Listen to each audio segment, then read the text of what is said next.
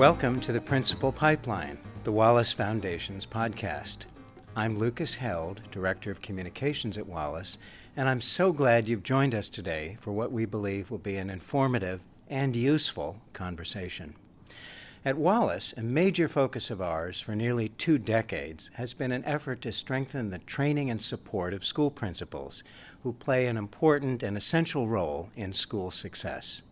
And so, for 5 years, starting in 2011, we invested in 6 large urban school districts to help them build principal pipelines and to learn more about what it takes to do so. What do we mean by a pipeline? We mean a coherent system of training, hiring, and supporting novice principals on the job with the goal of building a substantial pool of strong candidates to lead schools. On the Principal Pipeline podcast, we'll bring you an in-depth conversation with those who are actually doing the building of pipelines to share what we and they are learning about how districts and states can develop good systems to produce a robust supply of effective school principals. I'm delighted to welcome our 3 guests today from Prince George's County Public Schools in Maryland, which is near Washington, D.C. Dr. Douglas Anthony is Associate Superintendent of the Office of Talent Development in Prince George's. LaTanya Sothern has been Assistant Principal in Prince George's County for 2 years. And Dr. Cassandra Lassiter is a Principal Supervisor, a position also known as an Instructional Director in Prince George's County and has been for 7 years. Prince George's County Public Schools is one of 6 urban districts participating in Wallace's Principal Pipeline Initiative. One thing that 6 districts realized is that if they wanted to build their benches of highly qualified principals, they needed to rethink 2 other important jobs, the job of assistant principal and the job of principal supervisor. For assistant principal, the question was, how can we find better ways to help groom folks, develop them to become principals? And for principal supervisors, the question was, how can we shift the focus away from compliance with administrative rules toward helping principals develop the skills to help ensure a consistently high level of instruction in a school? So let's turn to the folks who are actually doing the work to get a better sense of how this played out in Prince George's County. Doug, you're Associate Superintendent for Talent Development. How did your district identify men and women with leadership potential and better prepare them for what we know is quite a demanding job? Right. So, Lucas, we developed a strategy when we received the Wallace Foundation grant, quite honestly. We had a lot of fragmented, good-intentioned, well-intended programs, but there wasn't cohesion to how we looked at leadership development across the district. And so the Wallace grant actually provided a frame for us to develop leader standards, to look at how we hire, how we select, how we build support, as well as how we evaluate. And so from there, we created our strategy around leadership development in the district. And one of the things that we found is we had a number of people that had the right credentials. We had several assistant principals that we believed were our inherent bench, but we weren't necessarily developing them in a way that would lead them to be successful as principals. And so we started to look at that particular challenge and grapple with this notion of how do you build assistant principals as the bench for your principal positions. And what changed in how you worked with assistant principals? Right. So we started to be a lot more strategic. One, we first worked to develop our own in-house curriculum. We worked with the National Institute of School Leadership to develop a curriculum and a program called ALPS, which is our Aspiring Leaders Program for seasoned assistant principals. So we could start giving them not only theoretical support, but actually some of the practical application that they would need to move the job more effectively. Then we looked at how we were inducting assistant principals. Quite honestly, we didn't have an induction program for assistant principals. We kind of gave them the keys and said, there you go. And we left all of the responsibility to the principal.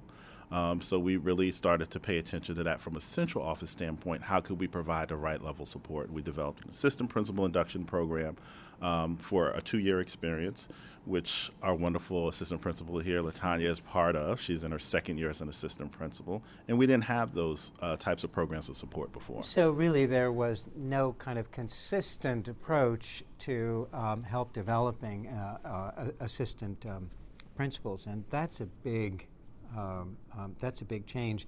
Now, we also heard that you held information sessions called "So You Want to Be an Administrator." Oh, yeah. Tell us about my why those and what did they do? It is my favorite time of the year. So, what we found when we looked at our data in the system, we actually had over 4,000 folks who actually had credentialing to be an assistant principal or principal in the district, and obviously we didn't have that many positions. But what we found is we continue to have people go get their credentialing that they figured once they graduate from a program, they should get assistant principalship, and the rest is history. So we wanted to actually give some ground truth to what that experience would look like and make sure that people could look in the room and see how many people are really competing for these very prestigious and important roles in our district. And so we started So You Want to Be an Administrator, where we pull everybody together who thinks they want to be an administrator, and we actually just have conversations. We'll have an instructional director come in and talk about the perspective, and we'll have sitting principal come in and talk about the perspective, and people who've come through the ranks come and talk about the perspective, and just give them some ground truth and some perspective about the role. Well, it sounds to me like a bit of the philosophy of the Marines, which is to say one of the reasons folks are so attracted to the Marines is that very few folks make it. So you were, in a sense, dramatizing how difficult a path this has been. So let's turn to you, LaTanya. You're an assistant principal, and tell us what it was like, if you had gone through it, what the information session felt like from your perspective, and then how the district supported you when you actually said, yes, I want to be a principal. So I actually missed that session, how you want to be a principal. I just came to the conclusion that that was what I wanted to do, that I wanted to go into administration. I started around 2012, which coincidentally was around the same time that our county implemented the Wallace grant for the first year. I was one of the first year cohort recipients. I was able to get my Administrator 1 certification through a program that we had at Bowie State University. And I went on that same summer to get my Administrator 2 certificate as well. Let me just interrupt you and ask, what was motivating you to become a principal?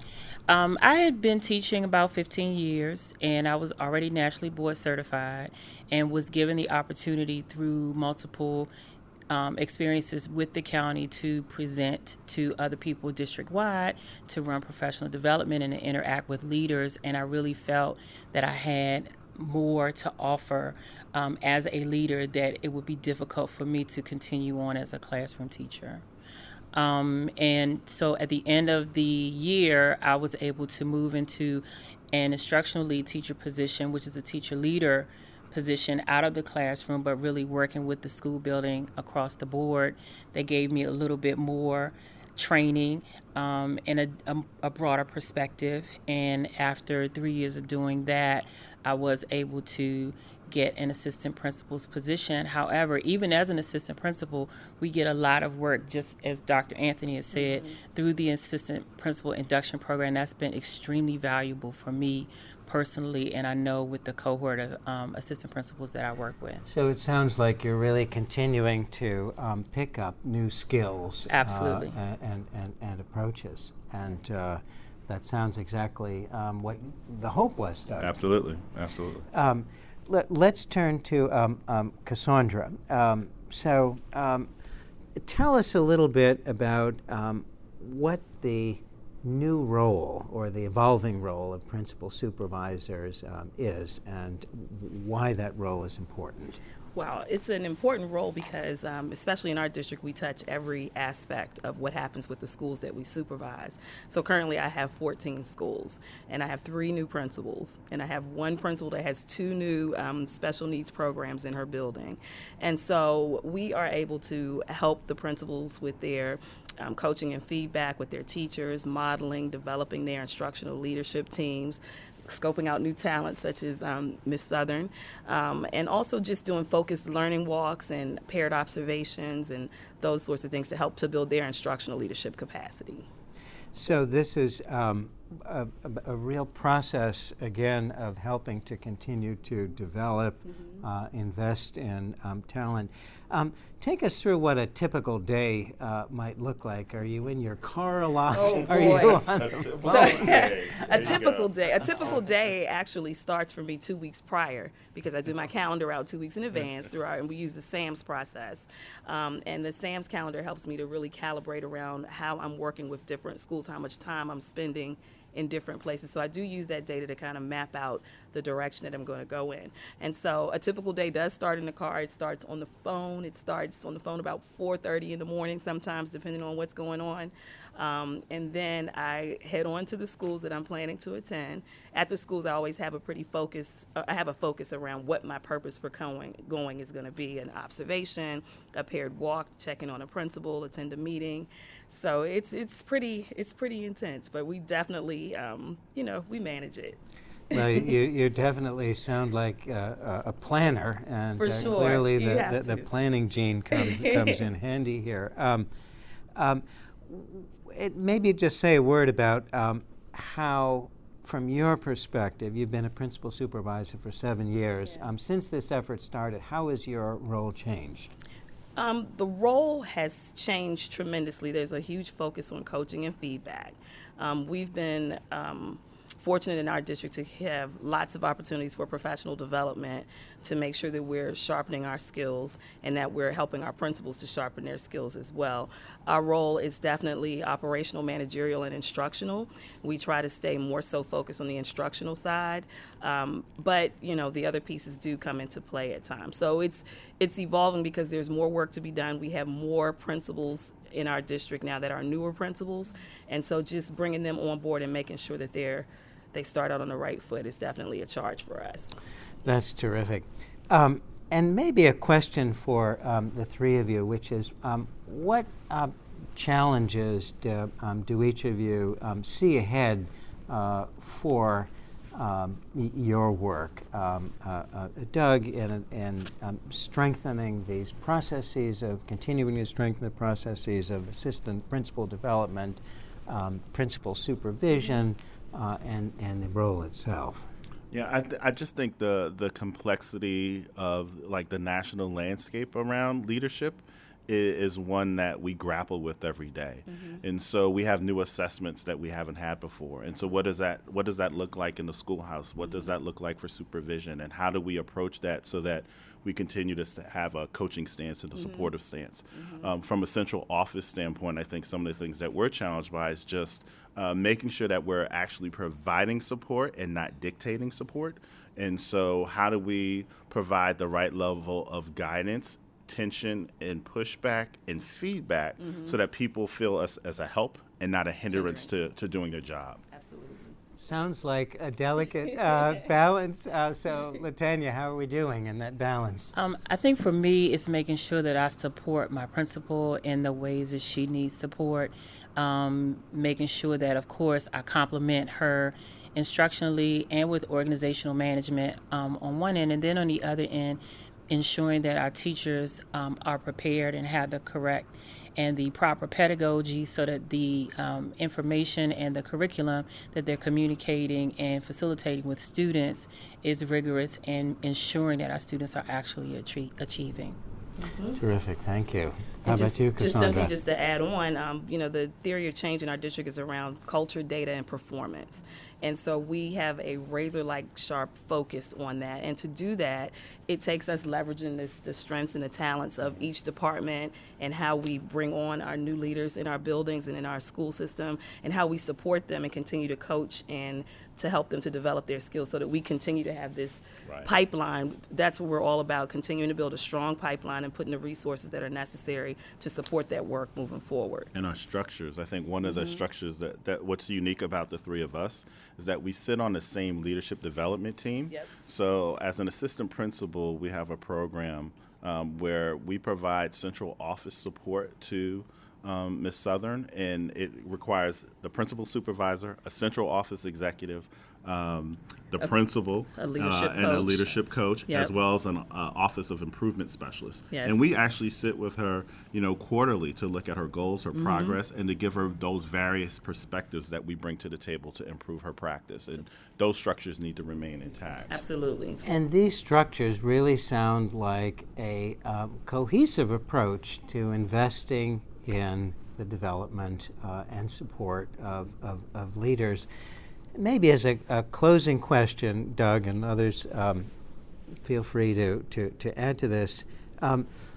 What advice would you give other districts as they think about the question of how to garner support for an investment in developing and supporting effective leadership? That's a great question. It's a loaded question, but it's a great question. I think the first thing you have to do is really organize for collaborative work. We use the data-wise process in our district. And so one is just grounding your conversation with all the right stakeholders from the beginning, right? And so you have to have the champion, you have to have your superintendent, you have to have others who value this prospect of leadership development in a way that is owned by the system. It can't just be owned by a shop. It can't be owned by just one instructional director or a leader in a building. It has to be owned by the system, and people have to feel invested in that way.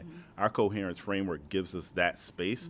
We all see our role in the district, and we're integrated and coordinated, at least we try to be, and we're getting better at it, to do so. So I think that would be my main advice, is have your stakeholder group invested in the same goal and be very clear about what that goal is. So early and intentional. LaTanya, Cassandra, anything to add? Oh, I was going to say, for me, one of the most valuable pieces of our assistant principal induction program is the leadership development team.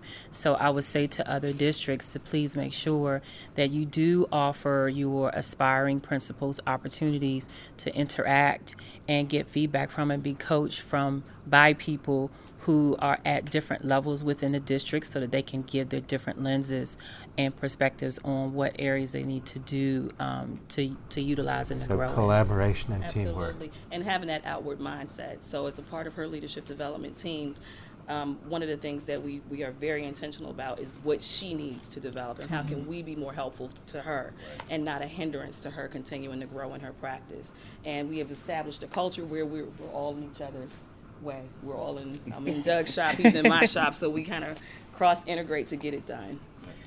Well, that's a terrific note on which to end. So let me thank our three guests, Dr. Douglas Anthony, Associate Superintendent of the Office of Talent Development in Prince George's County, LaTanya Sothern, an Assistant Principal in Prince George's County, and Dr. Cassandra Lassiter, a Principal Supervisor. Thanks to each of you for an informative and insightful conversation. Thanks for having us. Thanks for having Thank us. you. I want to thank our listeners for joining us today. And if you've enjoyed today's conversation, please rate our show on Apple's podcast to help others find us. And to learn more about Wallace and find notes about today's show, visit us online at wallacefoundation.org/podcast and follow the Wallace Foundation on Twitter at WallaceFDN. We look forward to sharing our next Principal Pipeline conversation with you soon.